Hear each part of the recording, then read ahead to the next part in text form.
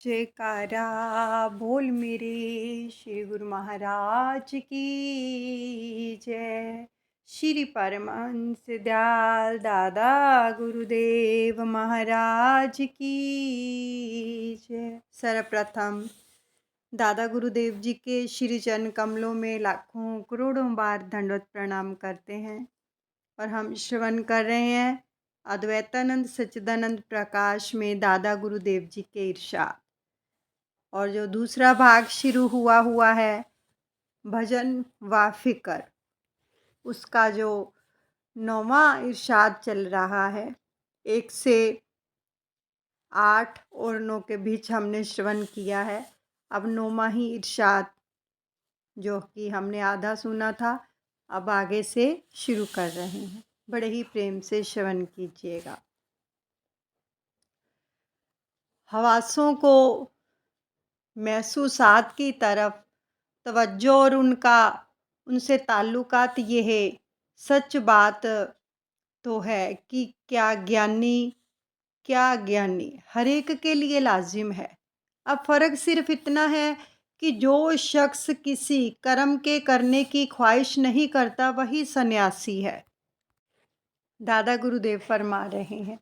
और जो कर्म के नतीजा से निगाह उठा लेता वह त्यागी है। चूँकि हर किस्म के नतीजा कर्म फल हता कि मोक्ष तक में एक किस्म की ख्वाहिश छिपी रहती है। तो इसलिए कुल पाबंदी का जो मादा व करता धरता ख्वाहिश ठहरी, वो ख्वाहिश से कर्म का करना ही पाबंदी है। ख्वाहिश नाम ही राग यानी रगबत का ही है और उसका स्रोत ख्याल यानी चित्त है, जो 3 किस्मों में विभाजित है।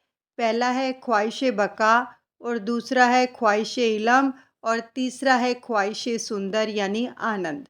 अब पहला जो है ख्वाहिश बका, उसका दादा गुरुदेव जी इजहार कर रहे हैं कि हर इंसान की दिली ख्वाहिश ये रहती है कि ज़िंदगी चिरायु उसको हासिल हो और मौत का नाम सुनकर उसके रोंगटे खड़े हो जाते हैं। यानी हर कोई चाहता है कि मेरी आयु लंबी हो। और संजीवनी और अमृत का नाम ख्याल, दवा दारू की फ़िक्र व खैर दान पुण्य, हर एक बात में यही जो है मुद्दा है कि मौत से छुटकारा मिले। मगर जब ज़माना की रफ्तार और तजरीबों से इस बात का यकीन हो जाता है कि मौत एक अमर लाजमी है, तो फिर जो है दरियाज़े उमर यानी दीर्घायु की फ़िक्र में ही जो है गलोतान यानी डूबा और भ्रमित रहता है। लेकिन जब मौत का डंका सिर पर आन बजता है तो कूच की तैयारी होती है, तो फिर दिल को इस तरह तसल्ली देता है कि हम नहीं तो हमारा नाम ही रहे। चाहे असली ख्वाह फर्जी औलाद की बका यानी जीवन को ही अपनी बका समझकर और उसको अपना कायम मुकाम यानी उत्तराधिकारी और नाम लेवा ख्याल करके उसकी तरक्की व दीर्घायु की कामना करता है और योजनाएं बांधता है। हता कि कुआं, तालाब, पुल, बाग, खानकाहा यानी समाधि स्थल और महासराय, तालीफ़ों, तसनीफ़, इजादों, अख्तरा, इन सब यादगारों की बिना आधार अमूमन इसी ख्वाहिश पर है कि दुनिया में हमारा नाम बाकी रहे। अब दूसरा फरमा रहे हैं कि ख्वाहिश इलम यानी कि बच्चा, बूढ़ा, जाहिल, आलिम, गवार, हकीम, किसी पदवी या पेशा का आदमी हो तो सब में यह ख्वाहिश कुदरती तौर पर पाई जाती है। बच्चा बाप से पूछता है, यह आसमान है क्या? तो जीवन क्यों कर बना? सूरज क्यों घूमता है?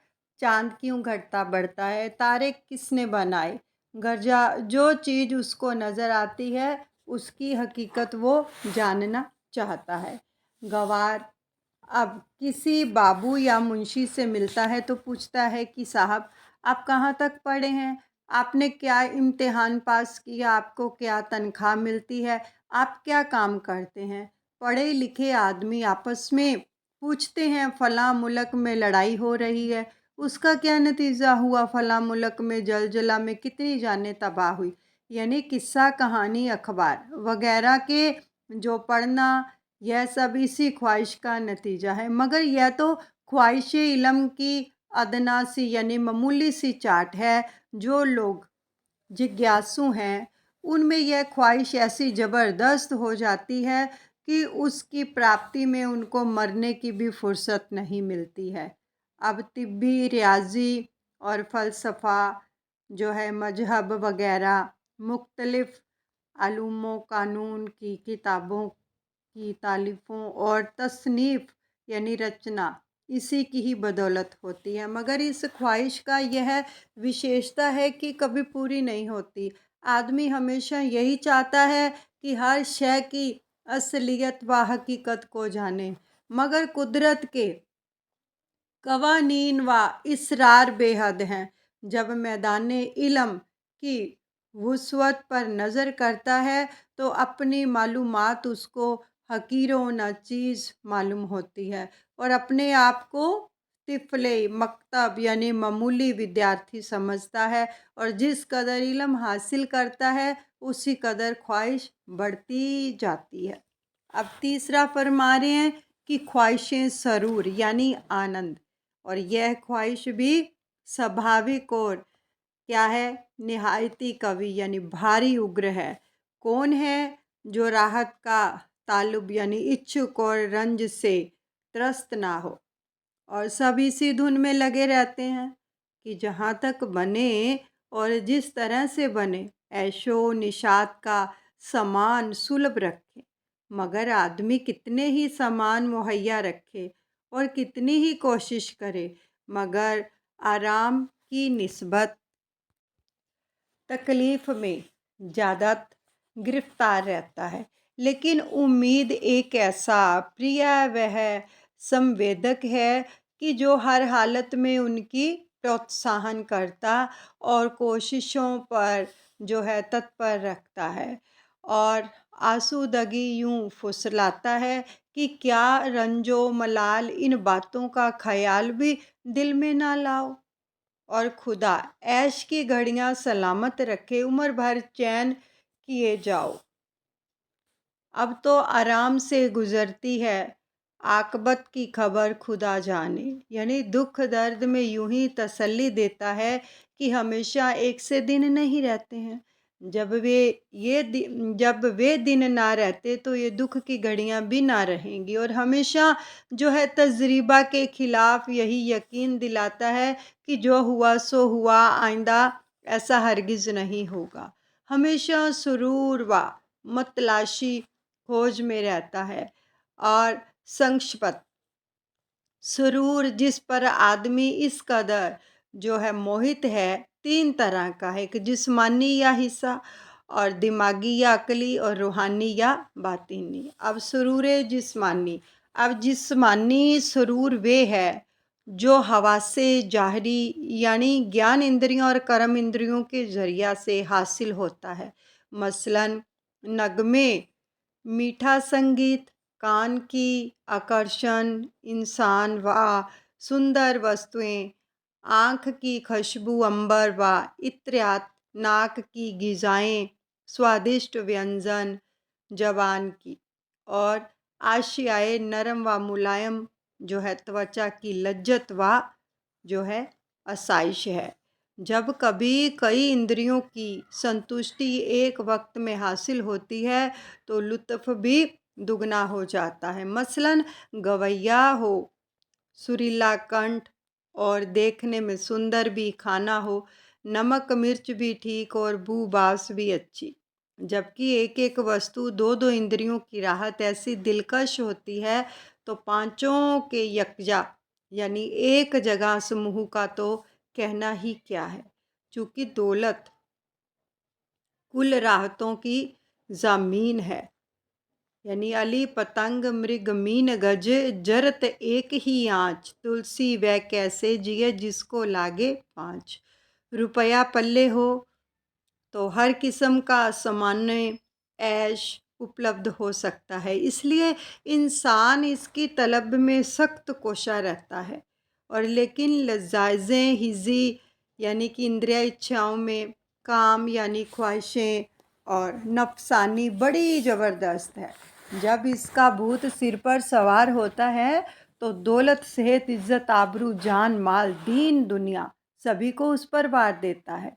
हालांकि तंदुरुस्ती जीवन आयु और सुख भोगों की बुनियाद है। तंदुरुस्ती एक सेहत ना हो तो सब राहतें व ऐश कड़वे हो जाते हैं, मगर इंद्रिय सुख के चटखारों पर तंदुरुस्ती को भी कुर्बान कर देता है।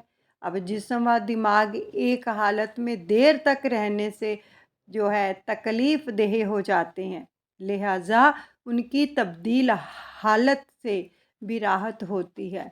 और भिन्न भिन्न के खेल तमाशे इसलिए राहत का ज़रिया होते हैं। आदत भी सुख प्राप्ति का बड़ा ज़रिया है।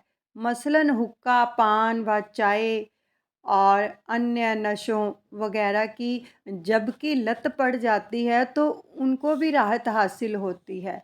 और कुछ हकीम कहते हैं कि महज आदत ही राहत की बुनियाद है। यानी जिस शय की आदत नहीं है उसमें ना राहत है ना सुरूर है। अब आए सुरूर दिमागी, यानी दिमागी सुरूर वह है जो हवासें बातिनी यानी अंतकरण के वसीले से महसूस होता है। इसको राहत ख्याली भी कहते हैं। इसके दो ज़रिया हैं, इज़हारे खुदी यानी आत्म दर्शन, आत्म प्रदर्शन और गुरुता व नेकी या परोपकार। और यह इज़हारे खुदी यानी तकब्बर, यह निहायत ही पुरज़ोर ख्वाहिश है जिससे आला दर्जे की राहतें दिमागी हासिल होती हैं। अब इसके बहुत से साधन हैं, राग, रूप, धन, बल, हुकूमत यानी प्रभुता, मान, विद्या वगैरह। तो इन्हीं वसीलों को मद भी कहते हैं। तो इनके मद से आदमी ऐसा मतवाला हो जाता है कि दीन दुनिया सबको बलाएं ताक रख देता है। अब रोग यानी खुशाउलुई हानि ऐसा सरूर है कि आदमी खुद भी मसरूर रहता है और दूसरों को भी खुश करता है। इंसान ही नहीं बल्कि अक्सर हैवानात भी इसके असर से प्रभावित होते हैं, चूँकि इंसान ऐसे आदमियों की अक्सर कदर करते हैं। सो इसलिए यह भी जो है कारण होता है। अब आ गया है रूप, यानी खूबसूरती पर भी आदमी को बड़ा नाज होता है। इसके मद का मतवाला इंसान को ठुकरा कर भी नहीं चलता। तो जो रूप है तो इसका जो मतवाला है बता रहे हैं दादा गुरुदेव, ये इंसान को ठुकरा कर भी नहीं चलता और इससे इजहारे खुदी का खूब जो है मौका मिलता है। अब आ गया धन, यानी दौलत की क्या बात है, इसके तो सब कदम चूमते हैं। जहाँ यह होता है वहाँ हर एक चीज़ का सुलभ आना आसान है।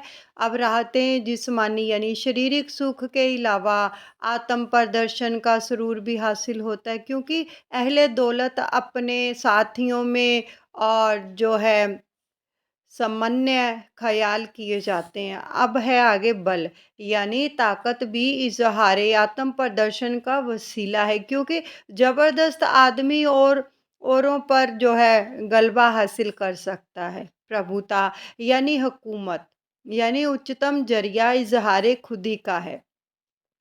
दौलत, इज़्ज़त, शोहरत सब इसके जो है रोशनी में चलती है, तो इसलिए आदमी इसकी प्राप्ति पर मिटा हुआ है। हुकूमत का नशा ही है जो यगानों बेगानों के यानी खून कराता है, बेगुनाहों के कत्ले आम और उचित यानी जायज़ रखता है। इंसान को यानी निर्भय जंग में तोपों के जो सामने ले जाता है, हुकूमत का ही जोर है जो इंसान को सरदार लश्कर या मुखिया कौम या शहनशाह मुल्क बनाकर जो है सिजदा करता है।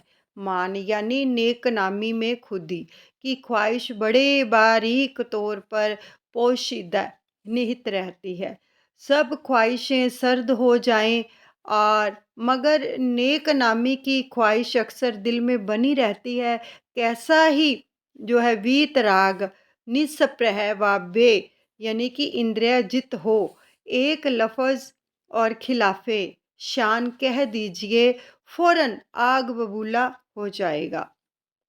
यानी कि शान खिलाफ यानी कि किसी के विरुद्ध कोई बात बोल दो तो दादा गुरुदेव फरमा रहे हैं कि वो आग बबूला हो जाएगा। अक्सर इंसान खुद नहीं जानता कि उसमें यह ख्वाहिश बाकी है, हालांकि दिन के पर्दे में छिपी रहती है, इसलिए इसका दूर करना कठिन काम है। आगे है विद्या, यानी इल्म भी इजहार खुदी आत्म प्रदर्शन का वसीला है। मगर इसमें एक खूबी ये है कि जैसे जैसे इल्म बढ़ता जाता है, वैसे वैसे खुद ही जो है घटती जाती है। ज्ञानी बड़ा काबिल कदर है, राजा की अपने मुल्क में ही कदरो जो मज़लत यानी मान सम्मान होता है, और आलिम जहाँ जाए वहीं इज्जत पाता है। इसमें एक श्रेष्ठता ये है कि वह जो है अन्य जिस्मानी राहतों से ज़्यादा लतीफ़ व देरपा होती है। दूसरी खूबी ये है कि इसमें औरों को शरीक करने से कुछ घाटा नहीं आता। तीसरी महत्ता ये है कि इसकी अधिकता में कुछ अंदेशा खराबी का नहीं रहता। जैसा कि और जिस्मानी राहतों में होता है कि जहाँ हद से बड़े आदमी को ले डूबे, बल्कि इसके विपरीत जितनी इल्मी राहत बढ़ेगी उतनी ही आदमी की तरक्की होगी, और वह रफ्ता रफ्ता इंसान को सन्मार्ग की तरफ ले जाएगी। अब है परोपकार और नेकी। परोपकार या नेकी यानी कि राहते दिमागी मानसिक सुख के प्राप्ति का दूसरा वसीला है। दूसरों की जो नफ़ारसानी यानी परमार्थ में निस्वार्थ सही व कोशिश करने से एक अजीब लतीफ़ सुरूर दिमागी हासिल होता है। मगर अफ़सोस का मुकाम है कि खुद गर्ज इस नेमत अजीज़ यानी दैवी वरदान से बिल्कुल बेबहरा है। जो शख्स इसकी लज्जत से कुछ भी लगाव रखने वाला हो जाता है, वह अपना तन मन धन व जान उस पर निसार कर देता है, और तमाम उम्र जो है हकीम समय का शासन बनकर इस बेबदल स्थायी राहत का लुत्फ़ उठाता है। नेकी, रहम, हमदर्दी, मोहब्बत और शफ़क़त सब एक चश्मे के सोते यानी निर्झर हैं, और इंसान नेकी की बदौलत फरिश्ता बन जाता है, और यह दुनिया उसको बहिश्त का मज़ा देती है। अब है सरूर रूहानी।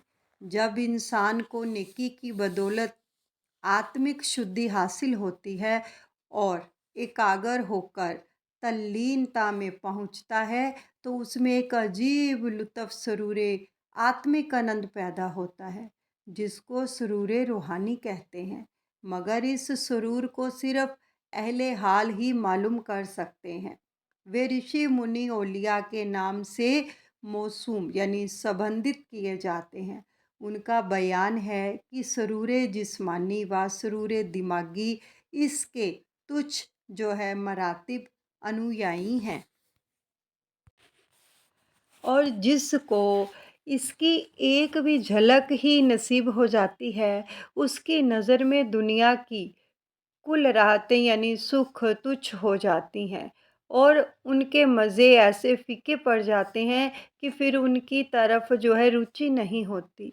इस सरूर को पाकर फिर ख्वाहिश अपने जो है विचार स्रोत चित्त और अपने जो है मखजने चेतन में समा जाता है।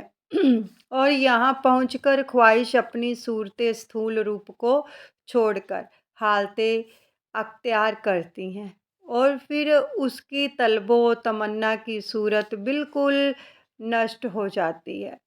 अब इनको सुरूर सरमदी यानी हर हाल में कायम जो है रहने वाला सरूर हासिल होता है, और जिसको अन्य शब्दों में सच्चिदानंद कहते हैं। ये तीन ख्वाहिशें इंसान की फितरत में दाखिल हैं। ख्वाहिशें बकाएं, दवाएं और ख्वाहिशें इल्म कुल यानी पूर्ण ज्ञान की इच्छा, दीर्घायु की इच्छा, ख्वाहिशें सुरूर सरमदी ब्रह्मानंद की इच्छा। अब बकाए दवाम को सत कहते हैं, इल्म कुल को चित्त और सुरूर सरमदी को आनंद। अब इन तीनों लफ्ज़ों का तरकीब से लफ्ज़ सच्चिदानंद बना है, जिसका इंसान हमेशा ख्वाहिशमंद रहता है और रफ्ता रफ्ता जो है बदद रीज यके बाद दीगरे यानी एक के बाद एक इन तरीक़ों के ज़रिए जिसका ज़िक्र भगवत गीता के 3 अध्याय में हुआ है और जिसको सिलसिला करम कहते हैं, उसको हासिल करता है। अब फिर एक रोज़ इरशाद हुआ कि इच्छा यानी ख्वाहिश 3 प्रकार की होती है। अव्वल किसी चीज़ के मिल जाने की और उसके पाने की इच्छा, निमित्त उद्यम करने की और दूसरे ये है कि दुख और तकलीफ़ दूर कर होने की। अब तीसरे ये है कि जो काम करना उसको फल चाहना। जब मर्जी के मुताबिक फल ना मिला तो तब उसके लिए चिंता और फिक्र रहता है। और वासना 4 तरह की है। एक जो है सुषुप्त वासना है, जो जड़ स्थावर यानी दरख्त पत्थर वगैरह की होती है। और दूसरी स्वपन वासना, जो पशुओं को होती है कि उनको वासना का ध्यान ही नहीं होता। अब तीसरी जागृत वासना है, जो इंसानों और देवताओं को होती है और जो वासना में ही लगे रहते हैं। चौथी क्षीण वासना, जो ज्ञानी को होती है। जब किसी प्रकार की वासना ना रहे तब संसार फीका सा हो जाता है। फिर फरमाया कि दिले मदन बेकैफ़ी व बेरंगी का एक नहायत उम्दा जौहर है और राग व द्वेष यानी दोस्ती व दुश्मन से मिलकर उसमें जो है बुराई पैदा हुई और उस कदूरत से उल्फते शरीरिक मोह में गिरफ्तार हुआ। यानी यह यकीन कर लिया कि यह शरीर मैं हूँ। शरीर को अपना जानने से काम क्रोध ने आन दबाया। भूख प्यास सर्दी गर्मी रंज राहत में पाबंद हुआ, क्योंकि जिस प्राण को अपना समझा और तृष्णा उसका गुण है। तन को अपना समझने से बुढ़ापा मृत्यु उसका नतीजा है। जब यह कहा कि मैं हूँ, सोग और मोह पैदा हुए। बस ऐसी हालत इस दिल की है और इस कदूरत से उसकी सफाई जब हो सकती है तब ख्वाहिशों को तर्क यानी त्याग करके भजन नारायण का इच्छुक हो, जिसका दिल जो है वशीभूत नहीं होता। उसका दिल 8 पत्ती कमल में जो दिल के गिरद है फिरा करता है और जिस पत्ते पर बैठता है उसी के मुआफिक 8 किस्म के रुचियों की जानिब आदमी को ले जाता है। आठों तरफ से अभ्यासी उसको रोके तो उछल कूद छोड़कर प्रभु भक्ति की तरफ प्रवृत्ति कर ले। अभय शमाल यानी उत्तर इस तरफ दिल के आने से जो है तमन्नाई और मज़ामत होती है।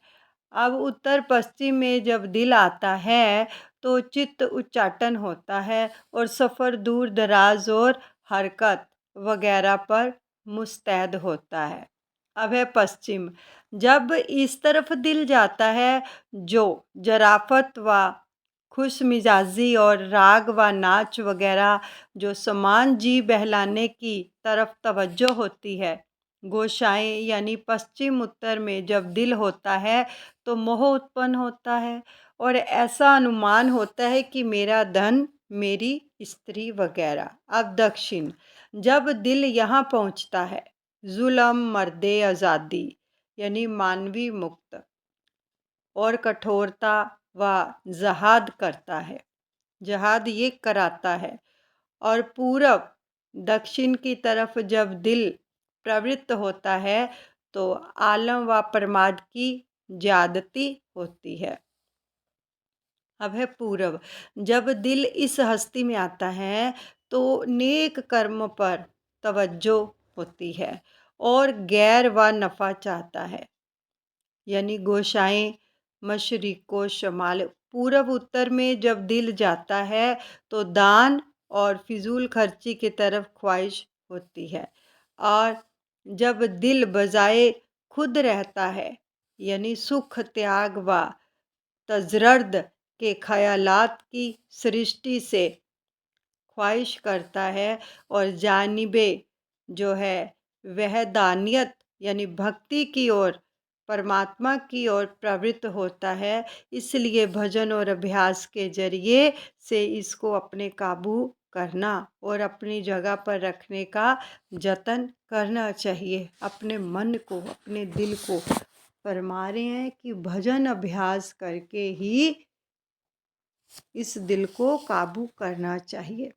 अब आगे दादा गुरुदेव फरमा रहे हैं कि आशा जन्म मरण का बीज है। इसमें 7 शाखाएं उत्पन्न हुई हैं। आशा और तृष्णा से ये 7 बीज पैदा हुए हैं। वो कौन से बीज हैं? पहला है कर्म और दूसरा उपासना, तीसरा है योग और चौथा है ज्ञान और पांचवा है उत्पत्ति और छठवां स्थिति और सातवां नाश। इन 7 अक्षरों और 7 बीज मंत्रों से मुनासिब समानता दी गई है और वो बीज मंत्र हैं। इन 7 बीजों मंत्रों में से हर एक की अलहदा अलहदा 7 शाखाएं होती हैं। ओम श्रीं, और वो मंत्र यहाँ पर दादा गुरुदेव जी ने बताया है कि ओम श्रीं र सोम ऐं हरीं क्लीं, यानी इन्होंने इन 7 बीजों में से हर एक की अलहदा अलहदा 7 शाखाएं हैं, जो हैं अ, ई, उ, ए, व, ह और म। पहला बता रहे हैं ओम, यानी कर्म रीतियाँ, यजन इस लोक में, याजन परलोक में, और तीसरा अध्ययन विद्याभ्यास करना, और चौथा है अध्यापन अभ्यास करना, और खैरात यानी दान देना, और छठवां है प्रतिग्रह दान लेना, और सातवां है मैथुन। अब है श्रींग या ई, उपासना बीज है। पहला है शिव, दूसरा विष्णु, तीसरा गणपति और चौथा सूर्य, पांचवा शक्ति, छठवां राम और सातवां कृष्ण। इनके 7 करोड़ महामंत्र कहे गए हैं। चारण, मारन, वशीकरण, उच्चाटन, आकर्षण, स्तंभन, मोहन इनके फल हैं। अब तीसरा आता है र या उ योग। पहला है हठ योग, दूसरा है कुंडलनी योग, तीसरा लंबिका योग और चौथा तारक योग, पांचवा लय योग और छठवां है अमनस्क योग और सातवां सांख्य योग समाधि। इनके जो है फूल और सिद्धि का इनका फल है। अब चौथा आता है वो है सोम या ए, ज्ञान, यानी पहला शुभ इच्छा, दूसरा सुविचार, तीसरा तनुमानसा और चौथा सत्वाप्त, पांचवा संक्षिप्त और छठवां पदार्थ भावनी और सातवां है तुर्य, यानी प्रोक्ष ज्ञान फूल और अप्रोक्ष ज्ञान फल हैं। पांचवा आता है ऐंग या व उत्पत्ति। शब्द है पहला, दूसरा स्पर्श है, तीसरा है रूप, चौथा रस, पांचवा गंध, छठवां इच्छा और सातवां वासना। अब पहला शब्द बादल की गरज और नाना प्रकार के शब्दों से कीड़े मकोड़े, मेढक, जोंक वगैरह पैदा होते हैं। अब दूसरा है स्पर्श, यानी मैथुन से जीव उत्पन्न होते हैं। तीसरा रूप, अनल, पक्षी वगैरह बहुत से जीव हार, केल, दृष्टि से पैदा होते हैं और वे सब रूप दृष्ट जो है कहलाते हैं। और चौथा है रस, इससे तमाम जल के जीवों की पैदाइश है और वृक्षों के फलों के, कीड़े और की पैदाइश भी इसी से ही होती है। पांचवें गंध, इससे ओशन जून यानी योनि की पैदाइश होती है। छठवां है इच्छा सिद्धि योनि, योगी लोग अपनी इच्छा से चाहे जैसा स्वरूप धारण कर लें और जहाँ चाहें चले जाएं, एक या अनेक स्वरूप बना लें, लघु दीर्घ आदि हो जावें, इसको सिद्धि योनि कहते हैं। सातवां वासना, इससे देवता भूत प्रेत वगैरह की देह बनती है और यही 7 प्रकार की उत्पत्ति है। स्त्री फूल और पुरुष फल है। यानी छेवां है हरिंग या ह स्थिति, पहला अन्य यानी गला और दूसरा पानी और तीसरा है घास वगैरह और चौथा है मिट्टी, पांचवा पत्ती, छठवां फूल, सातवां फल और समान स्थिति का है। सातवां है क्लींग या मनाश, क्लीम या नमाश, ठीक है। और पहला है पृथ्वी, दूसरा जल, तीसरा वायु और चौथा अग्नि, पांचवा पग, छठवां हाथ, सातवां दांत। इनके अलावा सैकड़ों तरह के हथियार नाश के लिए बने और ये सब इन्हीं के अंतर्गत हैं। कलिंग जो है एंड में। फिर एक रोज इरशाद हुआ कि वासना से जगत उत्पन्न होता है और जब तक वासना की जड़ नहीं जाती तब तक कभी उम्र भ्रम नहीं दूर होता, उम्र बन भी ये भ्रम दूर नहीं होता। इसी तरह जब ज्ञान उत्पन्न होता है और तब कुछ नहीं रह जाता। असूया से जो है ज्ञान की ही मोक्ष साधन है और विशेष करके दृष्टि से जो साक्षात दिख पड़ता है वही साक्षात ब्रह्म का कारण है। इस साक्षात में इंसान फंसा हुआ है, माया के आवरण से बुद्धि आगे नहीं जाती और दूसरा कारण कुछ भी नहीं है और ये साक्षात घटपट वगैरह का भ्रम ब्रह्मा के प्रत्यक्ष होने से नाश होता है और बगैर आत्मा के प्रत्यक्ष हुए निवृत्त नहीं होता। सो इसलिए उस वक्त तक जतन करता रहे और जब ज्ञानी आत्मा से आत्मा को देखे और सब वस्तु का अभाव जान पड़े तब कर्म को त्याग देने में कुछ दोष नहीं है। यहीं पर हम विश्राम देते हैं। 9 से 13 तक के इरशाद हमने श्रवण किए हैं। मेरे दादा गुरुदेव कुल मालिक हैं। देखो, ऐसा ज्ञान है जो हमने कभी सुना नहीं और ना समझ सकते हैं। ये तो मेरे दादा गुरुदेव ही जाने जो कुल मालिक हम सबको ये सब बता रहे हैं। ये सब हम अपने दादा गुरुदेव के अर्पण करते हैं। अनुचित क्षमा करें। बोलो जयकारा बोल मेरे श्री गुरु महाराज।